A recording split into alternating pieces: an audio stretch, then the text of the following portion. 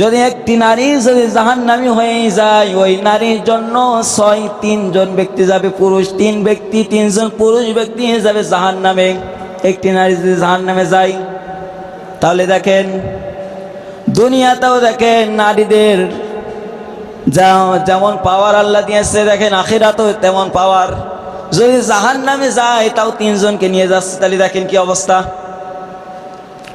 এজন্য সম্মানিত হাজিরিন, 6 প্রকার নারীকে আল্লাহ রাব্বুল আলামিন হিসাব ছাড়া কোনো হিসাব নেবেন না, হিসাব বাদে কাল কিয়ামতের ময়দানে জাহান্নামে দিবেন।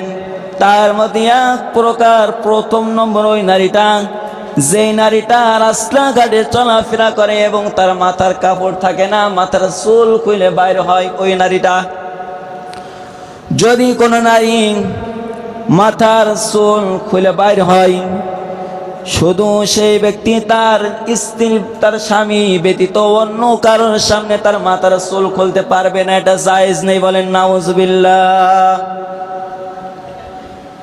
যদি কোনো নারী তার স্বামী ব্যতীত অন্য কারোর সামনে যদি মাথার চুল খুলে বাইর হয়, ওই ব্যক্তির মাথায় যত চুল আছে কিয়ামতের দিন, ওই যত চুল আছে ওই চুলগুলো সব কিয়ামতের দিন সাপ হয়ে তার গায়ে সবল মারবে, বলেন নাউজুবিল্লাহ।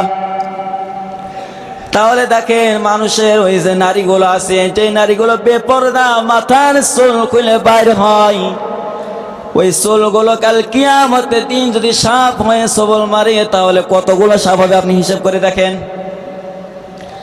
যদি কোনো ব্যক্তি তার স্বামীর সামনে তার মাথার চুলগুলো যদি খুলে দেয়, দেখায়, তাহলে আল্লাহ রাব্বুল আলামিন তার আমলনামায় কবুল হজের সওয়াব দান করবে, বলেন সুবহানাল্লাহ।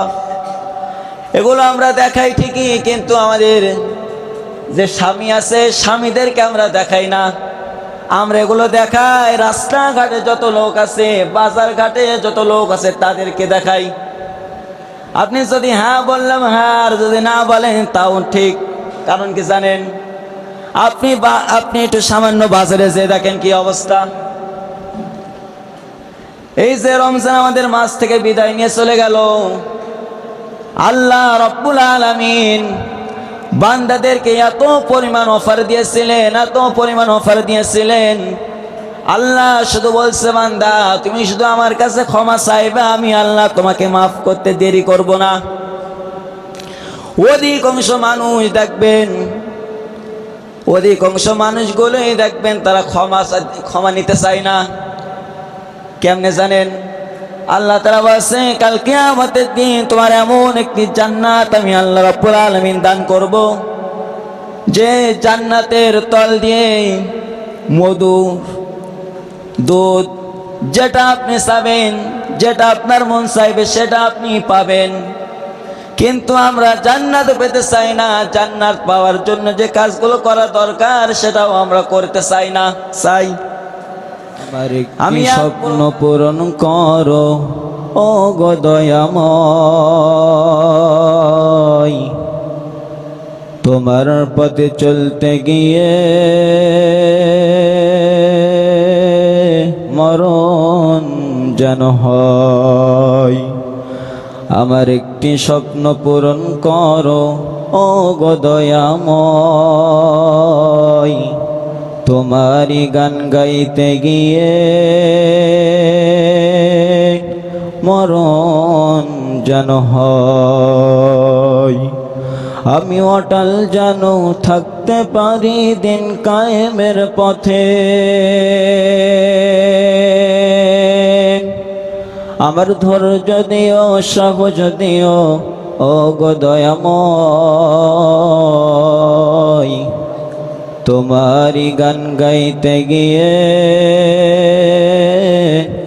মরণ যেন হয় আমার, তোমারই গান গাইতে গিয়ে মরণ যেন হয়। আলহামদুলিল্লাহ, সকল প্রশংসা সেই মহান সুবহানাহু ওয়া তাআলা দরবারে লাখ কোটি শুকর যে আল্লাহ পাক রব্বুল আলামিন পবিত্র মাহে রমজান মাস শেষ করে শাওয়াল মাসের প্রথম জুম্মায় আল্লাহ রাব্বুল আলামিন আপনাকে আমাকে মসজিদে আসবার এবং বসবার কিছু কথা বলা এবং শোনার তৌফিক দান করেছেন, এজন্য খুশি হয়ে বলছি আলহামদুলিল্লাহ। আরো জোরে বলছি আলহামদুলিল্লাহ। যিনি আমাদের বিশ্ব মানবের মহামানব, আখিরি জামানের শেষ নবী, যে নবীর জন্য আমরা সুন্দর একটি দিন পেয়েছি, যে নবীর জন্য আমরা কোরআন নামের একটি কিতাব পেয়েছি, যে নবী আদর্শ পেয়ে আমরা ধন্য, সে নবীর পরে দুরূদ প্রেরণ করছি। সকলে বলছি সাল্লাল্লাহু আলাইহি ওয়াসাল্লাম। সম্মানিত হাজিরিন, আল্লাহ পাক রব্বুল আলামিন সূরা আনকাবুতের ভিতরে জানাচ্ছেন, কেউ যদি আল্লাহকে পেতে চায় এবং কেউ যদি আল্লাহকে রাজি খুশি করতে চায়, সে যেন আল্লাহর দিকে এগিয়ে যায়। যদি যায়, আল্লাহ পাক রব্বুল আলামিন তাকে কাছে টেনে নেবেন। আর কেউ যদি এই শাওয়াল মাসে 6টি রোজা রাখে, সে ব্যক্তি সারা বছর রোজা রাখার যে সওয়াব হবে, সেই সওয়াব আল্লাহ পাক তার আমলনামায় দান করবেন। সকলে বলেন সুবহানাল্লাহ। এই হাদিস একটি পড়েছি আমি, আর একটি কোরআনের আয়াত পড়েছি। আল্লাহ পাক উক্ত বিষয়ের পরে আমল করার তৌফিক দান করুক। সকলে বলেন আমিন। 6 প্রকার নারী বিনা হিসেবে জাহান্নামে যাবে, আর যেই নারী জাহান্নামে যাবে সেই নারীর জন্য 3 জন পুরুষ তার সাথে জাহান্নামে যেতে হবে। এই 9টি বিষয়ের উপরে ইনশাআল্লাহ আল্লাহ যেন আমাদের কথা বলার, আমাকে এবং আপনাকে শোনার, সকলে যেন ধৈর্য ধারণ করার তৌফিক দান করুক। সকলে বলেন ইনশাআল্লাহ। আল্লাহ রাব্বুল আলামিন পবিত্র মহাগ্রন্থ আল কোরআনুল কারীমের ভিতরে ১৫০০ বছর আগে জানিয়ে দিয়েছেন, وَقَرْنَ فِي بُيُوتِكُنَّ وَلَا تَبَرَّجْنَ تَبَرُّجَ الْجَاهِلِيَّةِ الْأُولَى। সকলে বলেন আল্লাহু আকবার। সূরা আহজাব 22 নম্বর পারার 1ম নম্বর পৃষ্ঠার 4 নম্বর লাইনে 33 নম্বর আয়াতে আছে, আল্লাহ পাক রব্বুল আলামিন জানিয়েছে, হে নারী, তোমরা ঘরের পরিবেশে থাকবা, জাহিলে যুগের মতো পরিবেশ প্রদর্শন করে তোমরা ঘরের বাইরে বাইরে হবা না। এই কথাটি কার? এটা আল্লাহ বলছে, আমি বলছি না, বুঝেছেন?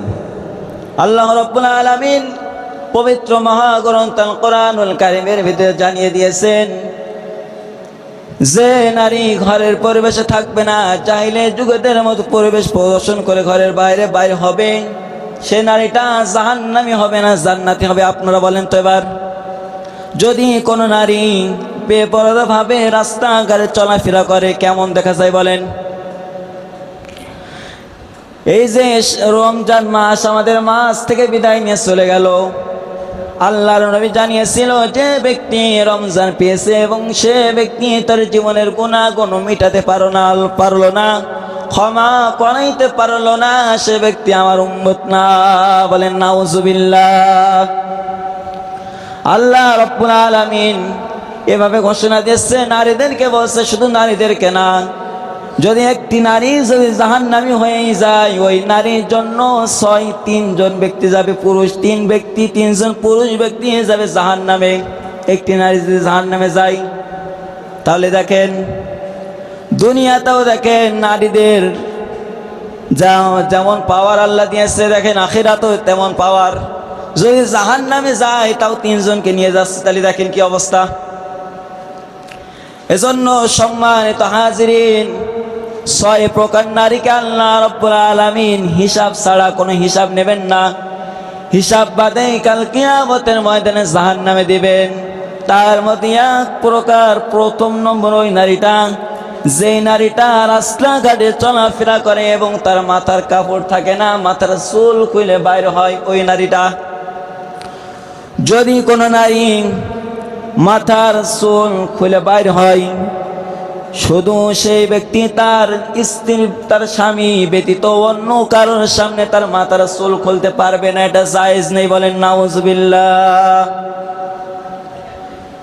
যদি কোনো নারী তার স্বামী ব্যতীত অন্য কারোর সামনে যদি মাথার চুল খুলে বাইর হয়, ওই ব্যক্তির মাথায় যত চুল আছে কিয়ামতের দিন ওই যত চুল আছে ওই চুলগুলো সব কিয়ামতের দিন সাপ হয়ে তার গায়ে সবল মারবে, বলেন নাউজুবিল্লাহ।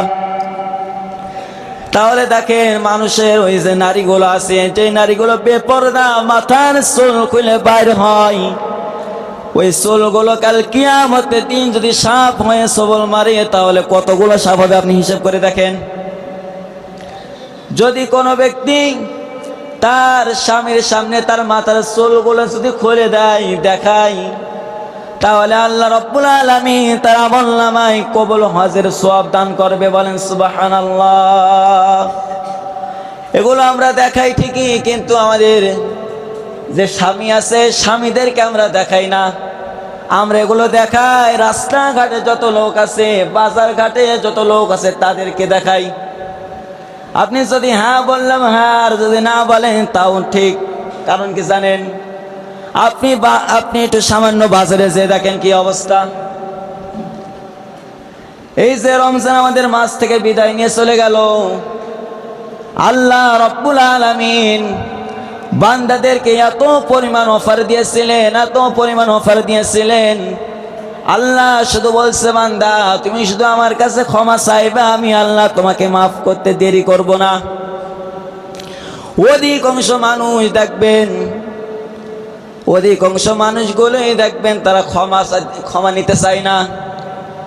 কেমনে জানেন, আল্লাহ তাআলা বলেছে কাল কিয়ামতের দিন তোমার এমন একটি জান্নাত আমি আল্লাহ রাব্বুল আলামিন দান করব, যে জান্নাতের তল দিয়ে মধু দুধ যেটা আপনি চাবেন, যেটা আপনার মন চাইবে সেটা আপনি পাবেন। কিন্তু আমরা জান্নাত পেতে চাই না, জান্নাত পাওয়ার জন্য যে কাজগুলো করা দরকার সেটাও আমরা করতে চাই না। আমি এক প্রকার কথা বললাম।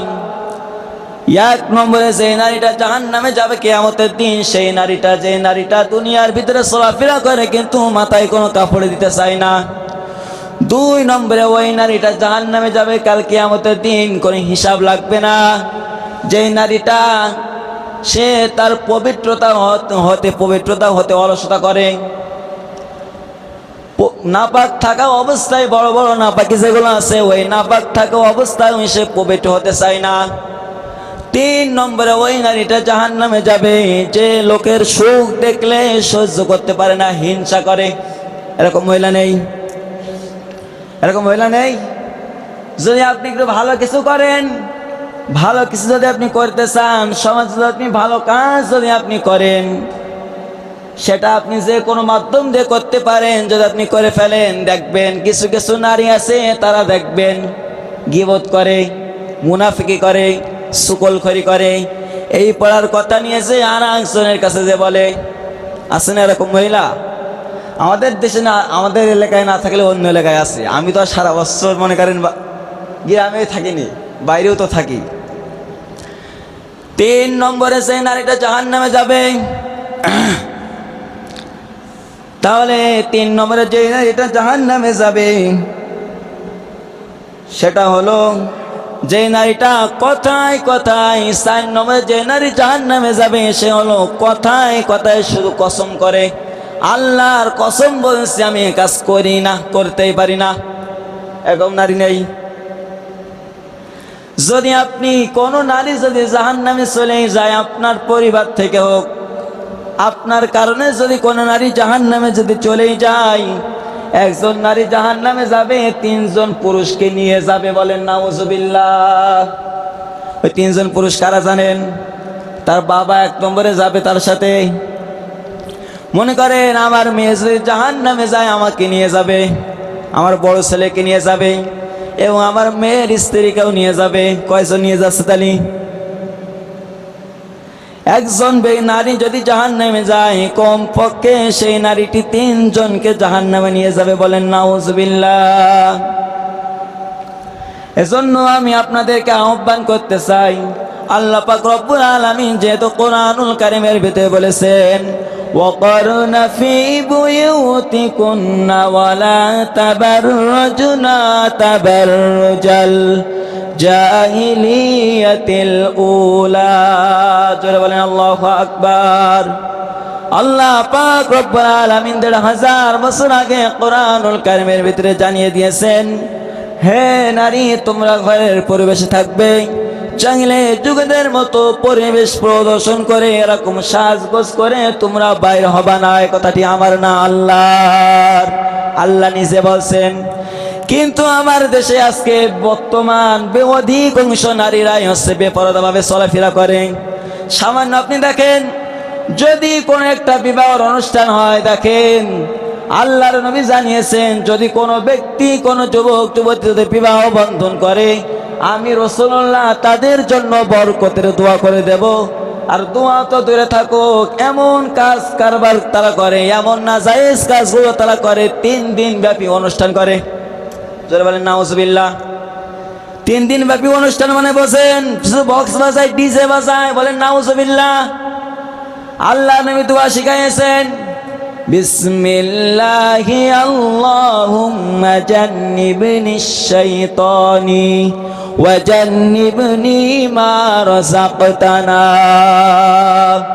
আল্লাহর নবী জানিয়েছেন, যদি কোনো ব্যক্তি দুইজন যদি ভালোবাসার মাধ্যমে যেই রিজিকটা পাবে, আল্লাহর কাছে বলবে, আল্লাহ আপনি আমাদের দুইজনকে শয়তানের কুমন্ত্রণা থেকে বাঁচান, এবং আমাদের দুইজনের মাধ্যমে যে রিজিকটি আপনি দান করবেন, মা রাযাকতানা, সেই রিজিকটি যেন ভালো কিছু হয়। বলেন সুবহানাল্লাহ। ভালো কিছু রিজিক মানে হলো এটা, আপনার যেন সন্তানগুলো যেগুলো হবে সেগুলো যেন ভালো হয়, দিনদার হয়, দুনিয়াদার যেন না হয়। কিন্তু বর্তমানে যেগুলো শুরু হয়েছে আমাদের জামানায়, আরে ভাই ঈদ মানে আনন্দ, এটা তো আমিও মানছি। হযরত ওমরের নাম শুনেছেন আপনারা? হযরত ওমর সে ব্যক্তি দুনিয়ায় থাকা অবস্থায় এসে জান্নাতের টিকিট পেয়েছে। আর আপনার কোন বাবা টিকিট দিয়েছে আপনার জান্নাতে যাবার? আমাদের কেউ জান্নাতে যাওয়ার টিকিট দিয়েছে? এখানে হাত করেন, তিনি একজন আছেন কি দেখি দিন। জান্নাতে যাওয়ার টিকিট তো দূরে থাকুক, জান্নাতে যে যাবো এর কোনো আশা আকাঙ্ক্ষা আমাদের নেই। কারণ জীবনে এত পাপ করেছি, এত গুনাহ করে ফেলেছি, এখন নিজের ভিতরে ভয় করে জান্নাতে যেতে পারবো কিনা সন্দেহ হয়।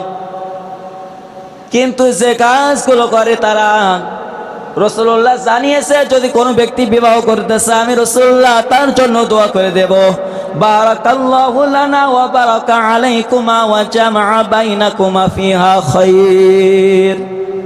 আমি রাসূলুল্লাহ তার জন্য ভালোর দোয়া করে দেব, কল্যাণের দোয়া করে দেব, ভালোর জন্য দোয়া করে দেব। কিন্তু যে কাজগুলো করে শয়তান এসে তাদেরকে আরো সাপোর্ট করে, বলে যত পারো বাজাও, যত পারো গান বাজনা করো, তোমাদের দোয়া তো দূরে থাকো, কারো গজব দেবে, গজব দেওয়ার কারণে তোমরা টিকতে পারবে না বেশি দিন। এমন এমন কাজ কারবার করে তারা। দেখেন, বলেন তো দেখি ভাই, আপনার শরিয়াত আমার শরিয়াত এটা কিন্তু এক। আপনার সে কোরআন আল্লাহ দান করেছেন, আমারও সেই কোরআন দান করেছেন।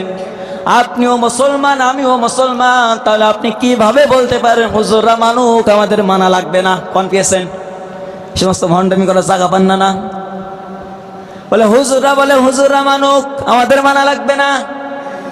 হুজুররা বড় বড় কথা বলে, হুজুররাই মানবে। ওরা মেম্বারে বসে বসে ভাষণ দেয়, ওরাই মানবে। আরে ভাই, আমি যদি মানি এটা আমার লাভ হবে, আর আপনি যদি না মানেন, আপনি যদি জাহান্নামে চলে যান, আমার ক্ষমতা নেই আমি ঠেকিয়ে নিয়ে আসবো আপনার। কিন্তু আমি আপনাকে বলছি, যদি আপনি ফিরে আসার চেষ্টা যদি করেন, আপনি বেঁচে যেতে পারেন। আমার কোনো ক্ষমতা নেই আপনাকে জাহান্নাম থেকে বের করে নিয়ে আসার, কিন্তু আমি রাস্তা দেখাতে পারি আপনাকে এই কাজগুলো করা যাবে না, করেন না। আপনি এখন বলতে পারেন, হুজুর কি জন্য আপনি কি জন্য বলতে যাবেন? আরে ভাই, আপনি বলতে যাচ্ছি কি কারণে, এবার আপনি শোনেন। আপনাকে আমি ভালোবাসি বলেই তো আপনাকে বলতে যাচ্ছি, আপনাকে বাঁচাতে চাই বলে তো আপনাকে আমি বোঝাতে যাচ্ছি। আপনি যেন জাহান্নামে না যান, ক্ষতিগ্রস্ত যেন না হন, তাই জন্য আমি আপনাকে বোঝাতে যাচ্ছি। যে কথা বলছিলাম, হযরত ওমর দুনিয়ায় থাকা অবস্থায় এসে জান্নাতে যাওয়ার টিকিট পেয়েছিলেন। পাওয়ার পরে সে ব্যক্তি ঈদের নামাজ পড়ে এসে এবার ঘরের দরজা দিয়ে কাঁদছে, শুধু এত পরিমাণ কান্দা আরম্ভ করেছে। সাহাবায়ে কিরাম দেখছে আর বলছে, হযরত ওমর তুমি কাঁদছো কেন? বলছে তোমাদের বলা যাবে না। বলছে বলো একটু। বলছে বলা যাবে না।